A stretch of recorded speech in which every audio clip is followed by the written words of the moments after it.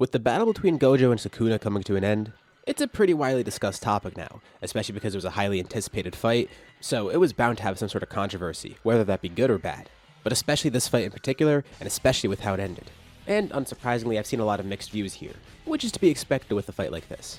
Now, sorry for the somewhat inflammatory title, but it's YouTube, I gotta get my views somehow. Jokes aside though, that title is an opinion that I've seen a lot of people discussing. It's actually surprisingly common. People do think this fight was fumbled. Or, at the very least, the conclusion was.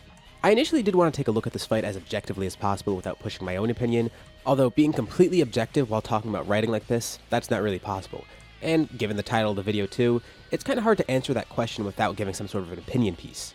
So consider this video as primarily an analysis of the fight, rather than just an opinion piece. I'm going to be analyzing what we've been presented, and I'll give some of my own thoughts along the way, but for the most part this is going to be an overview of what we've seen, discussing the different aspects of the fight, and looking at the problems that people have with the fight itself and the execution.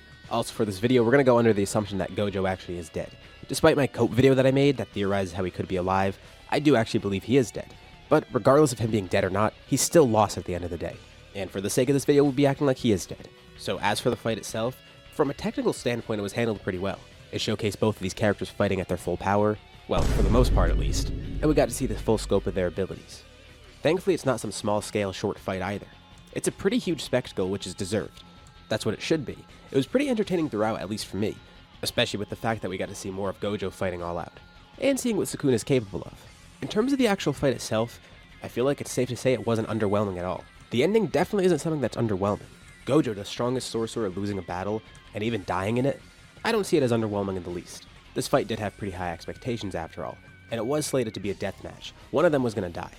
This fight was definitely one of the biggest spectacles in the series, and I feel like it did live up to the hype. But let's talk about the conclusion because that's really the biggest part that's an issue for people. It seems like a lot of people base most of their opinion on what happened in 235 and 236, the two chapters basically concluding the battle. Chapter 235 gives an explosive conclusion.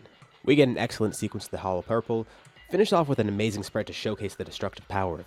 So destructive in fact that it even injures Gojo, but he seems completely unfazed, with a declaration at the end saying that he won, followed with Gojo being in some sort of afterlife vision in 236.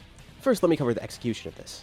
So I could definitely see why people aren't too fond of this. First of all, we just had Gojo freed not too long ago, and a few chapters later, he's killed off. Although we did expect this battle to be some sort of death match, and there was a good chance that Gojo was going to die during this. But still, with how quickly he was released, then killed, yeah, I could see why there'd be some disconnect there. For me personally, that's not an issue, but it's worth mentioning because I could see how it would be an issue for others. In a way, you could view this, and the entire fight in general, as a subversion of expectations. Now, of course, we know that having a subversion doesn't automatically make a plot point work well. Of course, twice in the story, Gojo declared that he'd win against Sukuna. He was just freed and everyone was pretty optimistic that he'd be able to win, and 235 ends with a declaration of him winning, only for him to be killed the next chapter with Sukuna still being fine. This is definitely a subversion of what a lot of people probably expected. But again, a subversion doesn't automatically make something amazing. The subversion itself has to be executed well too, and done in a way that feels somewhat deserving. Of course, the safer outcome here would be having Gojo win, but even then if he truly got rid of Sukuna, I wouldn't be surprised if people had an issue with that too. Besides the fact that would be playing it very safe, Sukuna losing that quickly might be underwhelming too. It would make Gojo look great, but it would make Sukuna look like a fraud like everyone was saying. Sukuna getting a victory here can actually be a great thing. It'll allow us to see more of him and build upon his character as a villain. And in what we've gotten after the fight so far, we've already seen a little bit of that. His interaction with Kashimo alone, we're getting more insight into his character. And we get to see his true form reincarnated again. I feel like Sukuna living can actually be really beneficial for his character. It lets us be more invested in him as a villain, besides the obvious fact that he just killed the strongest sorcerer, Gojo. On top of that, removing Gojo also heavily increases the stakes here, and passes on the torch to his students, as well as everyone else there. And even with Gojo being taken out of the story, this outcome does add to Gojo's character as well. I briefly mentioned my Gojo coat video before, but you should go watch it if you haven't already because I cover a lot of the symbolism in this fight, as well as in Gojo's loss. That video goes more in depth about this aspect. And a lot of that symbolism there and what we know about Gojo's character, it does build upon his writing, even with him losing the battle. Obviously on the flip side, him living would be good for his writing too because we get to see more of him in general. But by no means is him losing bad here. This outcome is probably good for our perception of both characters. Although, that's the consequence of it, so let's go back to talking about the actual execution of the ending itself. One of the biggest criticisms is that this all happens off screen, which I do agree with too. On one hand, the abruptness of this type of execution, it's pretty good. The abruptness of Gojo winning and then being cut in half the next time we see him, it does work pretty well to showcase how abrupt the attack was. But inversely, not being able to see a character of this importance actually being defeated, it's pretty sensible that a lot of people wouldn't like that. even one extra panel showcasing what happened would have been nice. Not only because it's pretty deserving that we get to see Gojo's defeat, but I think it would be pretty cool to see the destructive capabilities of the attack rather than just the aftermath. We see Sukuna's explanation of it, and we just have a panel of line going across a black screen.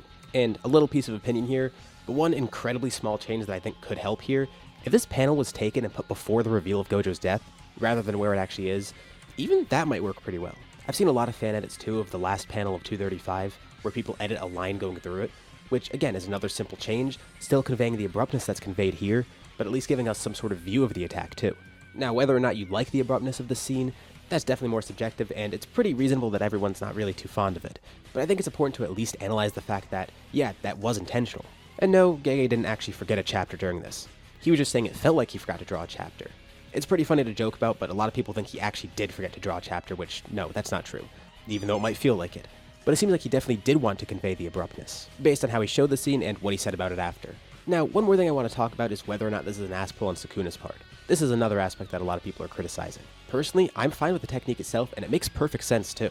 There are other things in the series that are able to attack Gojo through his infinity, and it's not the first time something's actually been used to attack him through infinity. So, the infinity being negated, not really too crazy because there's a precedent for it. But Mahoraga specifically being able to figure out a way to do so, and Sukuna being able to cut through it, it's pretty sensible. Mahoraga's ability was already shown before, and Sukuna already did mention its usefulness back in Shibuya. Plus, his explanation of it is perfectly sound based on the abilities we know from Mahoraga, so it's been showcased before that infinity can be cut through. And Mahoraga having the ability to make some sort of model for this, and adapting to an opponent's abilities, that's been shown before too. So at the very least, I don't feel like it's fair to call this an ass pull, and that really seemed like the biggest issue that a lot of people have with this fight, and the crux of a lot of people's criticisms. Of course, once again, I'm just trying to analyze this from a more objective standpoint. If you like or dislike the fight, I can't change that either way. I'm more so interested in picking apart why someone might not like this fight. But in my view, I don't really think the fight was fumbled.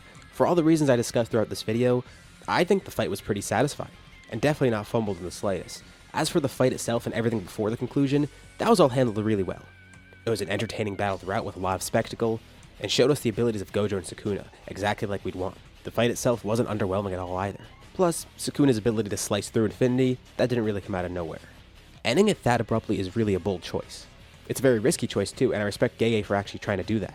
In my view, I personally don't like it being done this way, but I understand why it was done this way, and it definitely does leave a big impact. But as I mentioned before, Gojo losing, it's not inherently a bad thing.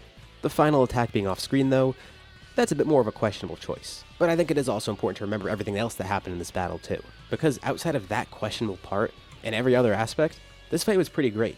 At least in my eyes, it definitely lived up to the expectations that I had. But let me know below what you think. Was this fight fumbled, or was it pulled off great? Or something else?